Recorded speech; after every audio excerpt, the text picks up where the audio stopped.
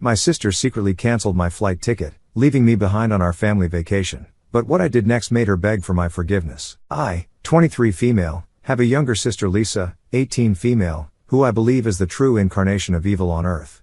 I've tried my best to convince my parents over the years to see the truth, but they never believe me, at least until now. For context, my parents and I have always had a somewhat strained relationship, mainly because of Lisa.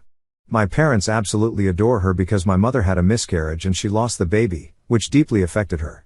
Lisa, born a few years later, was regarded as their miracle child, a beacon of hope and joy that healed the pain of their previous loss.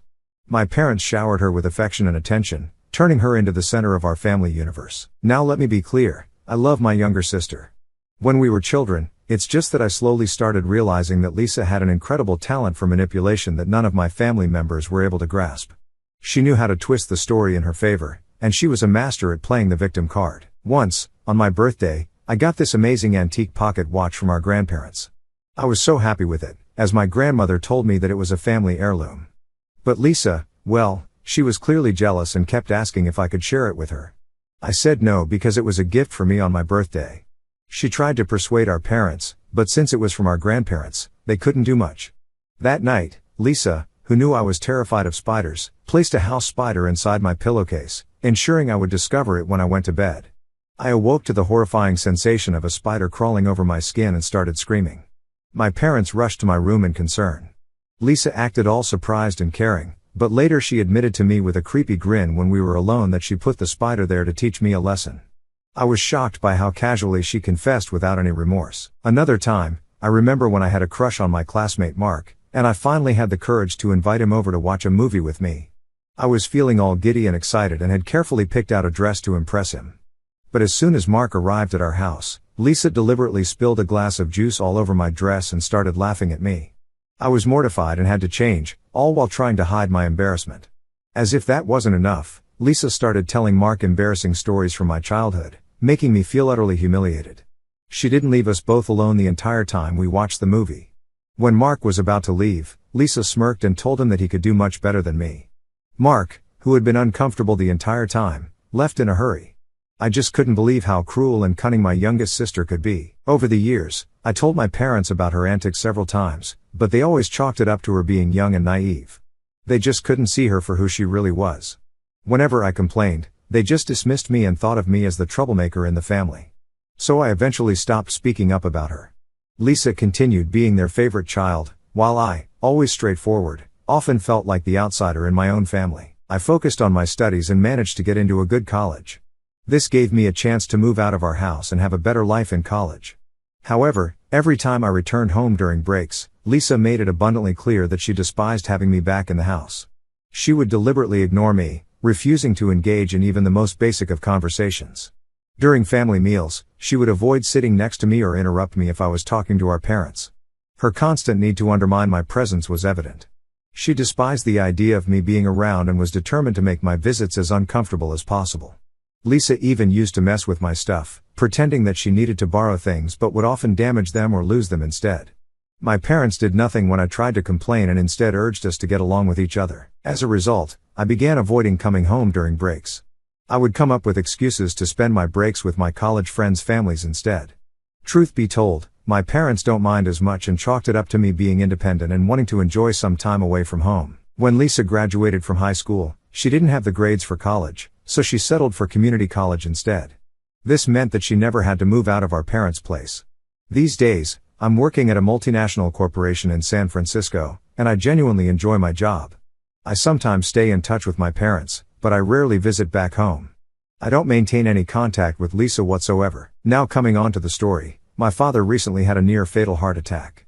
Fortunately, he survived by some miracle and was rushed to a hospital. When my mother called to tell me about it, I immediately booked my tickets and flew back home to be there for them. The doctors prescribed numerous medications for my father and strongly advised him to start working out.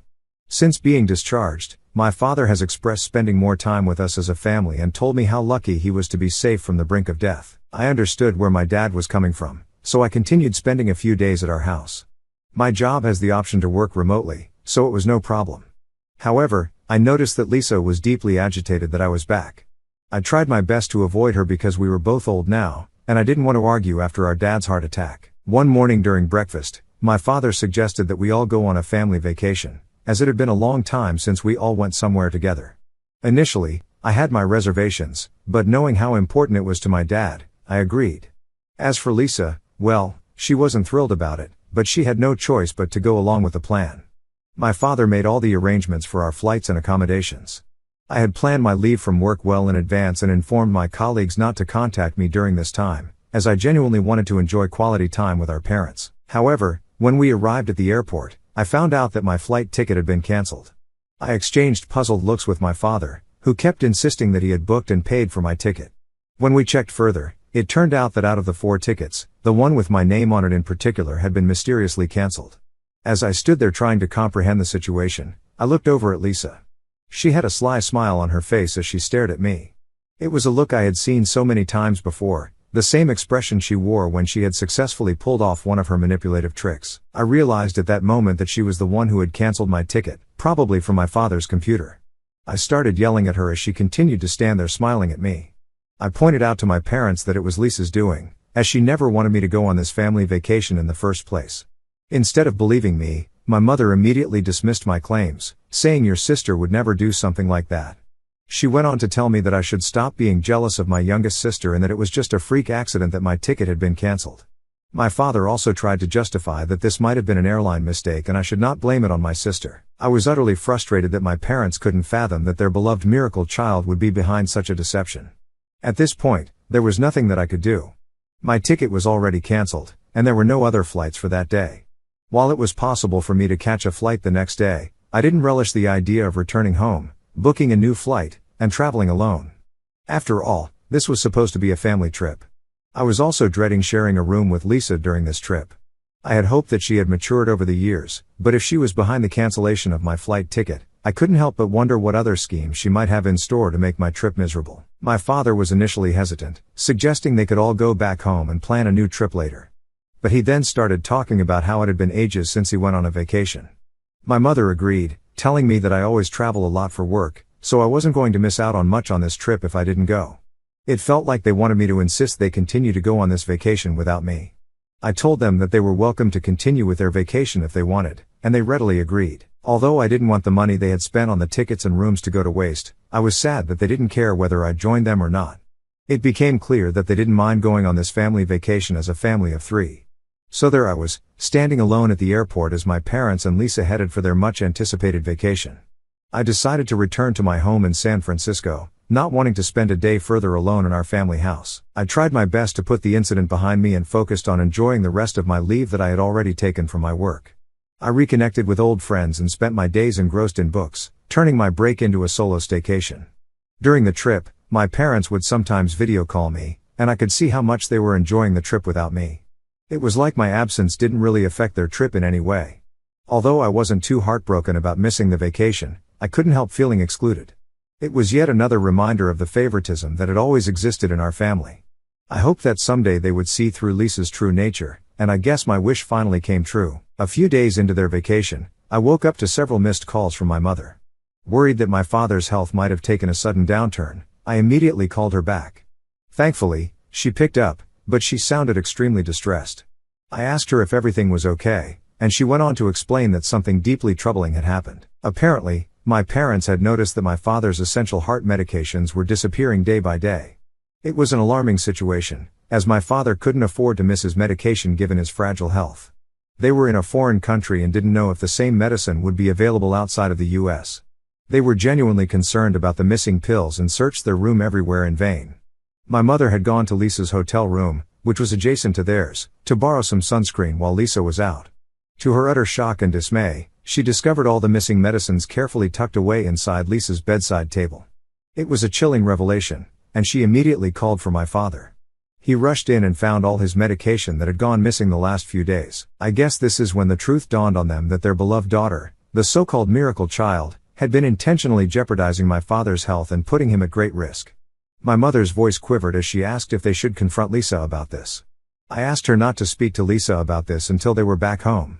They needed to gather their thoughts, emotions, and evidence to face Lisa with the undeniable truth. I knew that speaking to Lisa now would be futile, as she was a master manipulator and would likely concoct excuses to evade responsibility. However, something unexpected must have transpired that night, and my parents must have confronted her about it. I received a late-night call from my father, his voice trembling as he informed me that Lisa was in jail. I was taken aback. He recounted that Lisa had a full-blown tantrum when they asked her about the medications, throwing objects and shouting insults.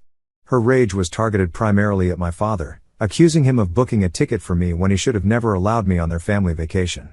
She told them that if they continued having a relationship with me, she would teach them a lesson that they would never forget. Lisa continued to lash out, and the situation escalated rapidly until someone from the hotel called the authorities. When the officers arrived, she refused to calm down and insulted them, which led her to be taken into custody. Lisa would be released after 24 hours, and there was nothing that my parents could do at that moment. Desperate to return home after Lisa's release, my parents had then tried to reschedule their flight. However, their plans were foiled when they discovered that their passports and wallets were missing. It turns out that Lisa had either discarded their passports or hidden them away, but for now, they were stranded in a foreign country with no passports or wallets. I guess this was the first time that my parents started to see my sister for who she really was. My mother, who had persistently defended Lisa for all these years, was now begging me to help, as they didn't have any money or their documentation to fly out of there. She was overwhelmed, shocked, and distraught at the realization of her angelic daughter's true nature. I told them not to worry and that I would send them money using Western Union, but they had to find their passports first so they could return back home. I was certain that Lisa hadn't discarded them. My parents were finally realizing that I had been the honest one all along about her antics and were grateful that I was helping them out despite them not taking me on this vacation. They apologized for their behavior. While part of me wishes I could forgive my parents, it's hard to shake the feeling that I've been deprived of their love for all these years due to their favoritism towards my sister.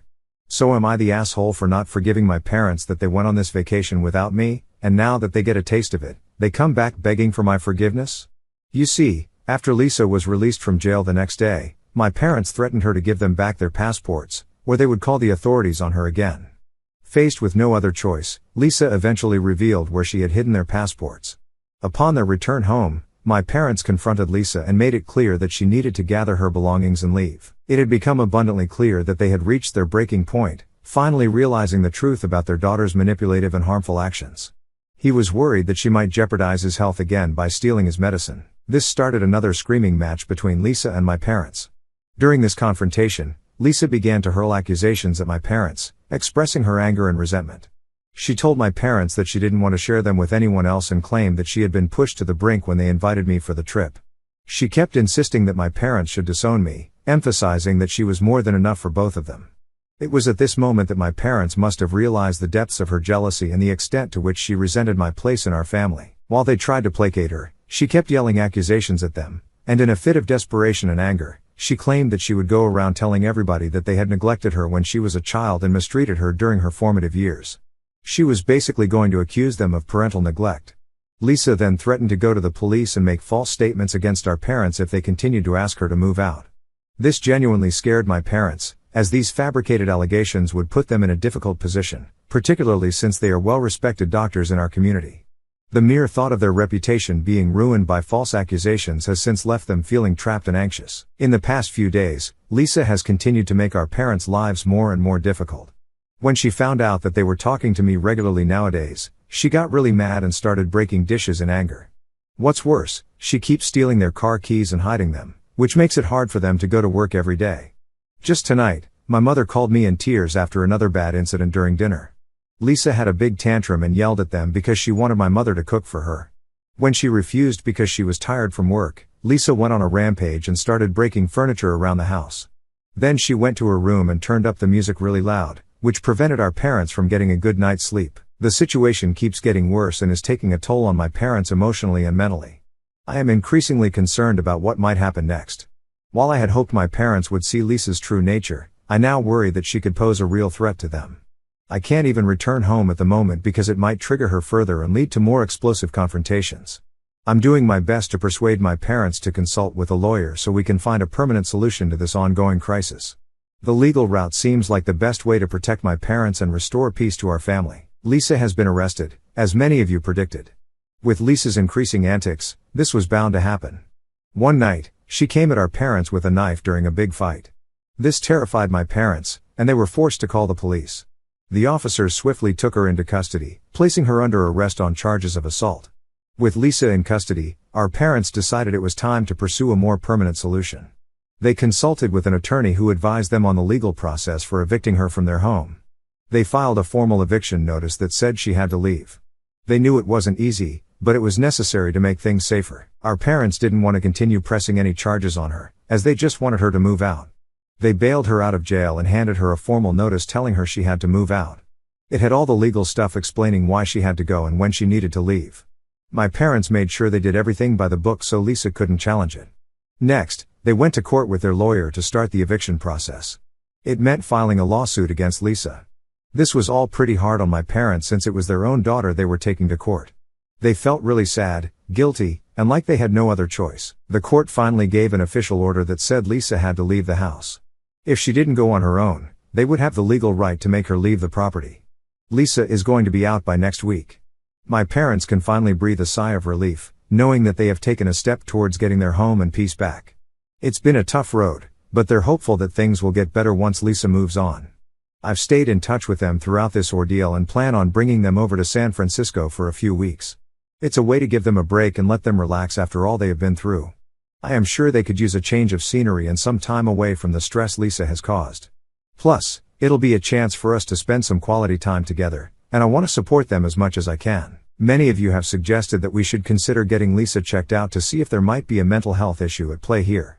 The thing is that since she's an adult, we can't force her to go for a checkup against her will. Due to her sudden violent outbursts, we don't want to push her and make this situation more complicated than it already is. They are here to take some time away after what they went through the last few months. Yesterday evening, as we gathered around the dining table in my cozy apartment, my parents began to open up to me, their voices laced with humility and regret. They admitted that they had been blind to Lisa's true nature over all the years and begged for my forgiveness. My father expressed his remorse for not heeding my warnings earlier. He admitted that they never expected Lisa to turn out this way and were unable to see the truth that lay beneath her charming facade. My mother echoed my father's sentiments and acknowledged the gravity of their mistake in dismissing my concerns about Lisa's behavior over the years. Her voice trembled as she voiced the pain of realizing how they had failed me by favoring her. I let them know that I appreciated them taking the first step and seeking my forgiveness. I shared several painful memories of the years of torment I endured due to Lisa's actions. My parents listened, utterly shocked and dismayed at the extent of what I had endured on my own. They acknowledged the pain I had gone through and expressed regret over the isolation I felt in my own family. My parents recounted how their favoritism towards Lisa had clouded their judgment because they never had expected to get pregnant with her and always considered her to be their miracle baby. With sincerity in their voices, they begged for my forgiveness for all those years. It was a bittersweet moment for me, as I had always wanted their acknowledgement. While it may not have been the ideal way to mend our relationship, it was a turning point that brought some much-needed honesty and clarity to our family dynamic. We were, for the first time in years, truly acknowledging the issues that had plagued our family. I told them that it would take me some time to trust them again, and we all agreed to work through this together. For now, I plan to make the most of the time I have with my family while they are here with me for the next few days. As the days pass, my parents and I spent more time together, exploring the vibrant streets of San Francisco, enjoying leisurely meals, and simply relishing each other's company. It has been quite a journey to reconnect with each other by rebuilding the bonds that have been frayed for years of favoritism and denial. I came to understand that their decision to seek solace with me was not just about physical distance from Lisa but a desire to rebuild the family they had almost lost. They needed a fresh start, and so did I. My parents and I have since discussed what to do with Lisa. She is currently staying at one of her friends' homes. We can't simply abandon her despite the turmoil she has caused in our lives. As parents, my mom and dad feel a profound sense of responsibility towards their daughter, even if her actions have been unforgivable. We have come to terms with the fact that her behavior might not be just willful mischief but might be indicative of deeper issues. We plan to explore the possibility of a mental health evaluation to better understand her condition. However, since Lisa is an adult, we can't force her into such an assessment and plan to find a way to encourage her to seek help voluntarily. My parents plan on reaching out to Lisa once they are back home to see if she is open to a discussion. I don't want to contact her because she still holds a strong grudge against me, and I'm trying not to worsen the situation for the sake of her mental health. Considering the past incidents of aggression and violence, I have encouraged my parents to meet her at a public place so that she would be forced to control her emotions. Our primary goal is for Lisa to grasp our perspective and, most importantly, recognize the deep love and concern we hold for her. It's not about assigning blame but rather about coming together as a family to address the issues that have strained our relationships.